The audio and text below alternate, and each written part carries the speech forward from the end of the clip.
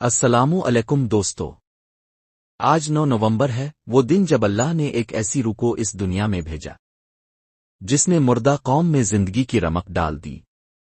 ایک ایسا انسان جس نے غلام ذہنوں کو سوچنے کا حوصلہ دیا اور کہا، خودی کو کر بلند اتنا۔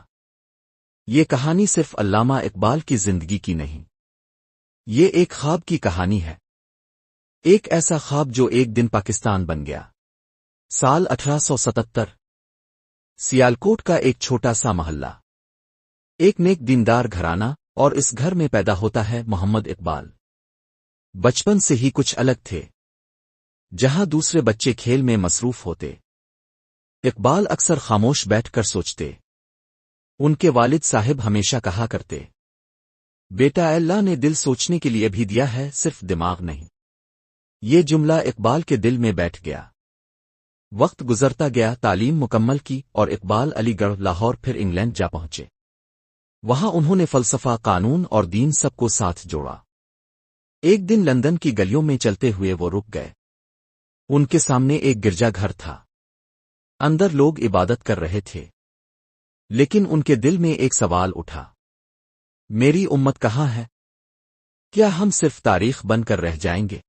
وہ رات اقبال کے لیے عام نہیں تھی۔ کمرے میں چراغ جل رہا تھا، کاغذ بکھرے ہوئے تھے، اور اقبال لکھ رہے تھے، نہیں دعا مانگ رہے تھے۔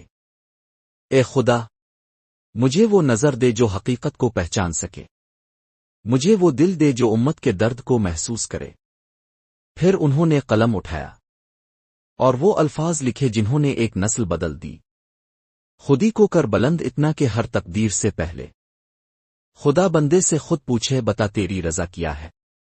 یہ صرف شعر نہیں تھے، یہ بیداری کا اعلان تھا۔ اقبال نے اپنے اشعار سے قوم کے دلوں کو جھنجھوڑا۔ انہوں نے بتایا کہ ایمان کمزور نہیں ہوتا، صرف سویا ہوا ہوتا ہے۔ 1930 الہ آباد کا اجلاس، ہزاروں لوگ جمع تھے، اور اسٹیج پر ایک شخص کھڑا تھا جس کی آنکھوں میں یقین اور الفاظ میں روشنی تھی۔ اقبال نے فرمایا، میں دیکھتا ہوں ایک آزاد وطن جہاں مسلمان اپنی شناخت کے ساتھ جی سکے، جہاں قرآن کا پیغام قانون بنے، جہاں انصاف، ایمان اور علم سب کا حق ہو۔ اس دن پاکستان کا خواب پیدا ہوا، اگرچہ لفظ پاکستان ابھی زبانوں پر نہیں آیا تھا، مگر اس کی خوشبو دلوں میں بس گئی تھی۔ اقبال زیادہ عرصہ زندہ نہ رہے۔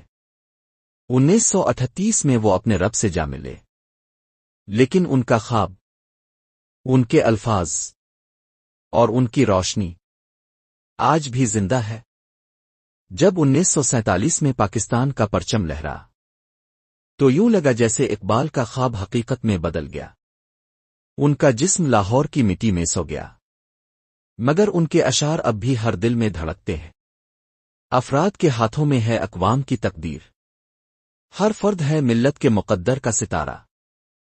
دوستو، اقبال نے صرف شاعری نہیں کی، انہوں نے سوچ بدل دی۔ انہوں نے ہمیں بتایا کہ مسلمان کبھی غلام نہیں ہو سکتا اگر وہ اپنی خودی کو پہچان لے۔